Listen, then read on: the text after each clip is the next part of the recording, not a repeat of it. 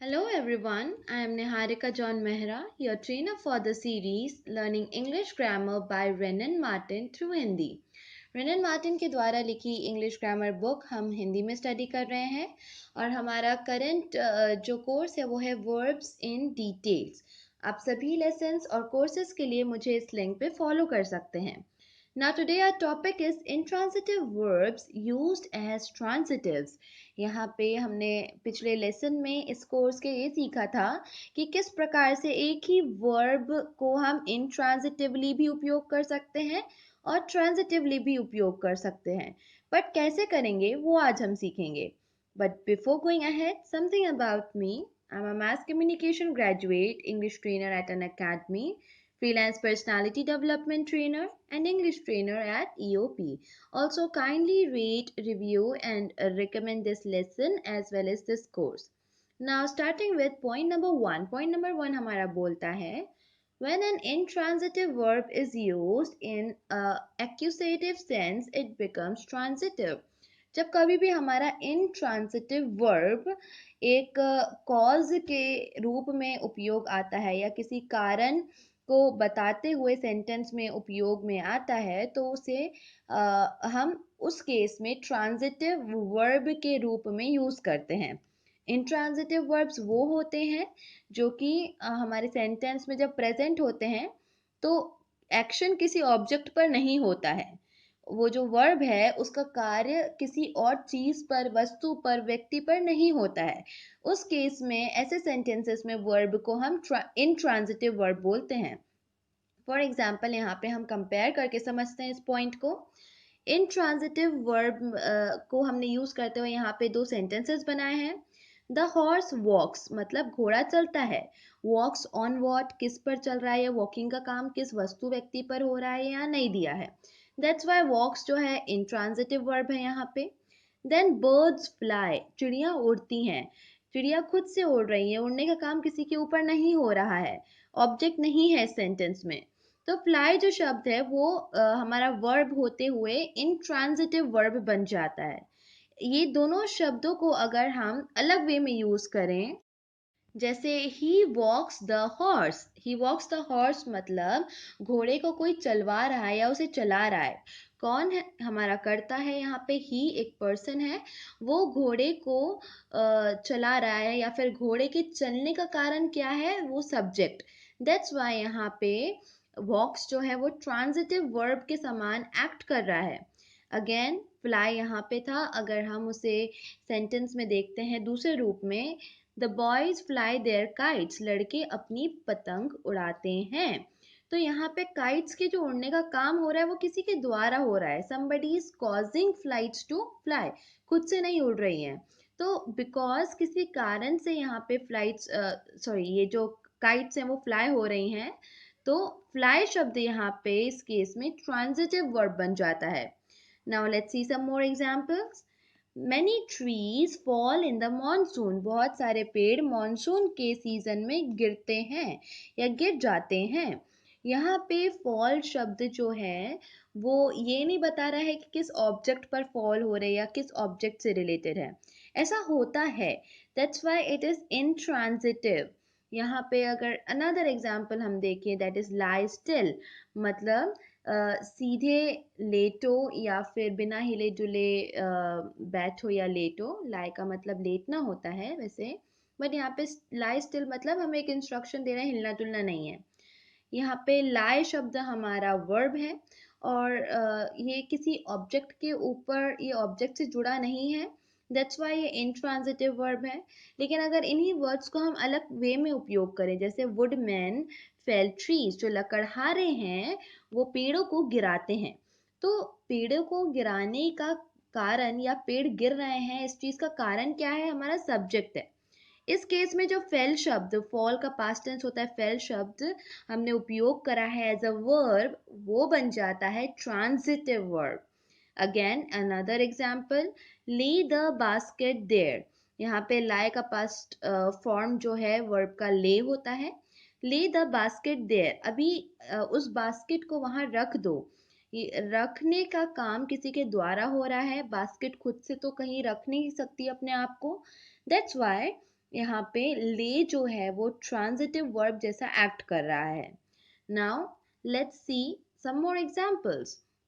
Rise early with the lark. Lark एक bird का नाम है जो बहुत एक्टिव बर्ड है. और ये एक कहावत है या फिर एक मुहावरा है एक्चुअली, कि rise early with the lark. Lark जो पक्षी है उसके समान हमें जल्दी उठना चाहिए या जल्दी कार्य करना चाहिए. राइज शब्द यहाँ पे इंट्रांजिटिव वर्ब है. सिट देयर, यहाँ बैठो. ये सिट जो है यहाँ पे इंट्रांजिटिव वर्ब है क्योंकि इनके ऑब्जेक्ट्स यहाँ नहीं है. राइज किस पर करना है, सिट कहाँ, लाइक सिट से रिलेटेड ऑब्जेक्ट क्या है वो यहाँ पे नहीं है. तो इंट्रांजिटिव वर्ब्स यहाँ पे राइज और सिट है. अगर इनको हम दूसरे वे में यूज करें, for example raise your hands, अपने हाथों को ऊपर उठाओ. तो हाथों को ऊपर उठाने का काम बॉडी के द्वारा किया जा रहा है, हमारे द्वारा किया जा रहा है. हाथ अपने आप से नहीं उठेंगे, उन्हें हमें उठाना पड़ेगा. We need to cause it to rise. That's why raise जो है, जो कि राइज का पास्ट फॉर्म होता है वर्ब का, इस केस में ट्रांजिटिव वर्ब की जैसा उपयोग हो रहा है. Then set the lamp on the table. Set मतलब जो लैम्प है उसको हम टेबल के ऊपर जमा कर रखेंगे, उसका मतलब सेट है. इंग्लिश में हमने वर्ड यूज किया है सिट. यहाँ पे जो हमने यूज किया था इंट्रांजिटिव में कि यहाँ बैठो या स्थिर रहो, उसी को लेके हमने सेट मिलता जुलता शब्द है वो यहाँ पे यूज किया है. सेट यहाँ ट्रांजिटिव वर्ब है क्योंकि ये काम जो है लैम्प को रखने का, स्थापित करने का, वो किसी के द्वारा किया जाएगा, खुद से नहीं हो सकता. दैट्स वाई सेट यहाँ पे ट्रांजिटिव वर्ब है. Now point number 2. Some intransitive verbs may become transitive by having a preposition added to them. जब कभी भी कोई इंट्रांजिटिव वर्ब है और उसके बाद में एक प्रेपोजिशन लग जाता है, तो उस टाइम पे वो जो इंट्रांजिटिव वर्ब है वो ट्रांजिटिव वर्ब में कन्वर्ट हो जाता है. एग्जाम्पल से हम देखते हैं. All his friends laughed at him. Laughed at him, laughed at का मतलब है कि उपहास करना. यहाँ पे उपहास किसके द्वारा किया जा रहा है, दोस्तों के द्वारा. उस लड़के पे, उस व्यक्ति पे वो लोग उपहास कर रहे हैं उसका. लाव्ड एट, एट यहाँ पे प्रपोजिशन है, तो लाव्ड एट मिला के अगर हम बोलें तो ये वर्ब ट्रांजिटिव वर्ब में आता है. Again next example. Please look into the matter carefully.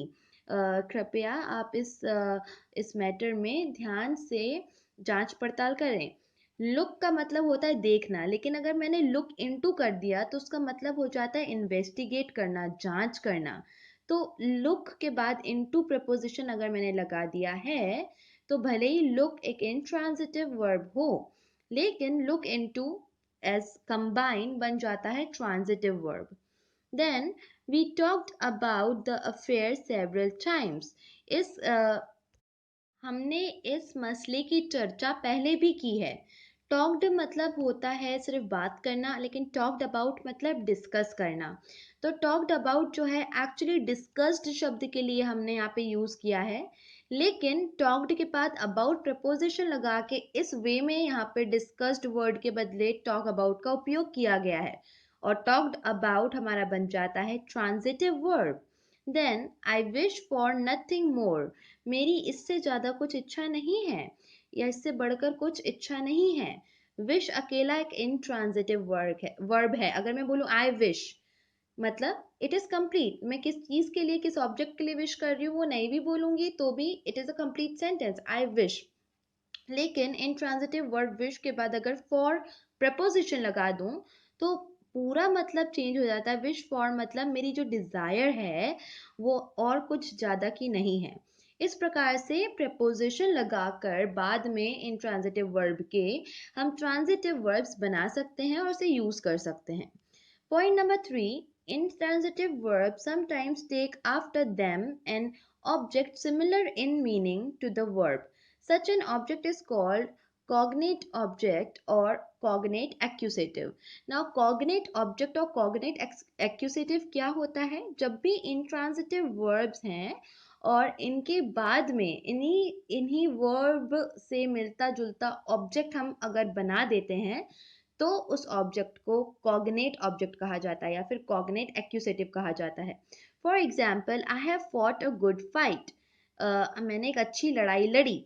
लड़ाई लड़ी, लड़ाई मतलब फाइट, लड़ी मतलब फॉट। तो यहाँ पे फॉट से ही मिलता जुलता शब्द है फाइट, जो कि हमने यहाँ पे ऑब्जेक्ट के रूप में उपयोग किया है। अदरवाइज अगर फाइट है तो उसका मतलब एक वर्ब भी होता है, फाइट मतलब लड़ना। फॉट उसका पास्ट फॉर्म है, तो इसकी के फॉट के फर्स्ट फॉर्म को हमने यहाँ पे good fight as a noun use करा है। Then he laughed at a hearty laugh, उसने दिल खोल कर हंसी, हंसा। तो यहाँ पे हंसी के लिए लाफ आ गया और हंसने का जो कार्य हो रहा है वो लाफ्ड शब्द से बताया जा रहा है। तो यहाँ पे सिमिलर मीनिंग है लाफ्ड और लाफ का, लेकिन लाफ ऑब्जेक्ट बन गया है, लाफ्ड हमारा वर्ब है। इस केस में इसे लाफ जो है वो बन जाता है कॉग्नेट ऑब्जेक्ट।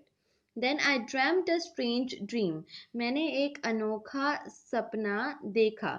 यहाँ पे सपना देखने के लिए भी ड्रीम शब्द है इंग्लिश में, और सपने के लिए भी ड्रीम शब्द है इंग्लिश में।